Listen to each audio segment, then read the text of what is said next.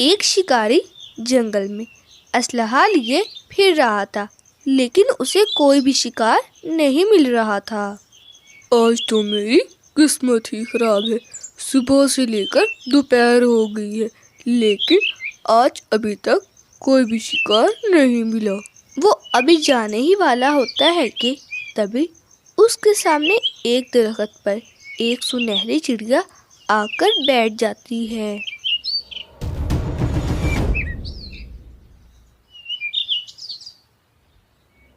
وہ بالکل شکاری کے سامنے بیٹھی تھی۔ واہ شکاری، تیری کیا قسمت ہے، صبح سے تو شکار کے لیے مارا مارا پھر رہا تھا، لیکن اب شکار خود ہی تیرے پاس چل کے آ گیا۔ شکاری آہستہ آہستہ پتھر کے پاس جاتا ہے اور پتھر اٹھا کر چڑیا کو مارتا ہے۔ جب پتھر چڑیا کو لگتا ہے تو وہ نیچے گر جاتی ہے۔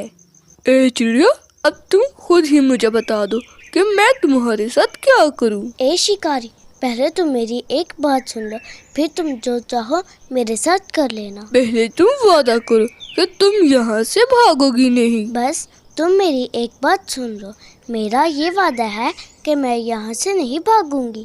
میں بہت دور ایک جنگل سے آئی ہوں، میرے 3 چھوٹے چھوٹے بچے ہیں جنہیں ابھی اڑنا بھی نہیں آتا۔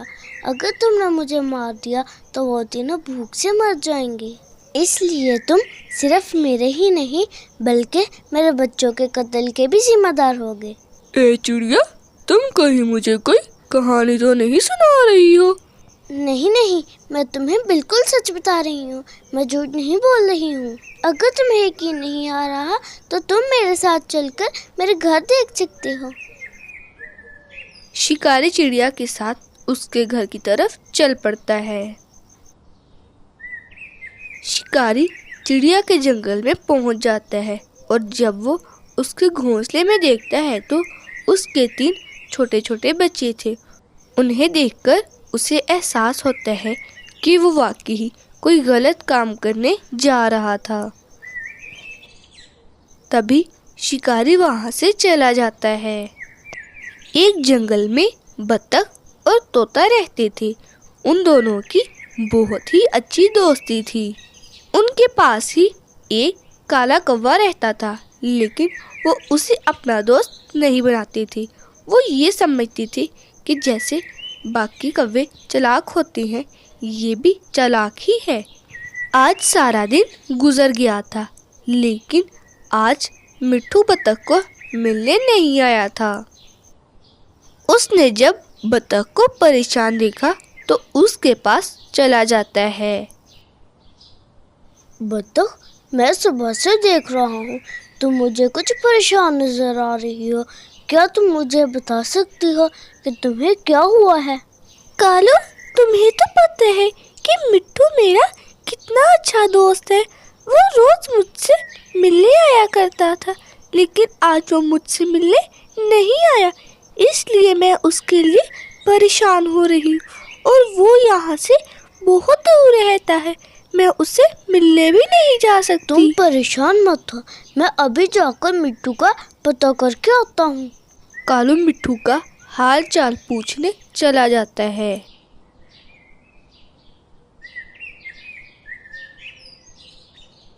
کالو مٹھو کا پتہ کر کے واپس آ جاتا ہے۔ بطخ، مٹھو کو تو بہت زیادہ بخار ہے، اس سے تو اڑا بھی نہیں جا رہا۔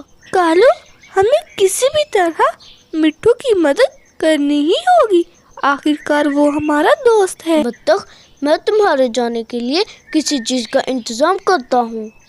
کالو جلدی سے پھر وہاں سے چلا جاتا ہے۔ کالو جب واپس آتا ہے تو ایک جہاز لے کر آتا ہے۔ میرا ایک دوست ہے بنٹی کبوتر، وہ بہت ہی زیادہ امیر ہے، یہ اسی کا ہی جہاز ہے، ہم اس میں بیٹھ کر مٹھو کی خیریت دریافت کر کے آتے ہیں۔ وہ بطخ کو بٹھا کر مٹھو کے جنگل میں لے جاتا ہے۔ وہ مٹھو کو دانا دیتی ہے اور وہ سارا کچھ بتا دیتی ہے کہ یہاں تک پہنچنے میں کیسے کالو نے اس کی مدد کی۔ کالو، آج से तुम भी हमारे बहुत अच्छे दोस्त हो। हमने तुम्हारे बारे में गलत सोचा, इसलिए हमें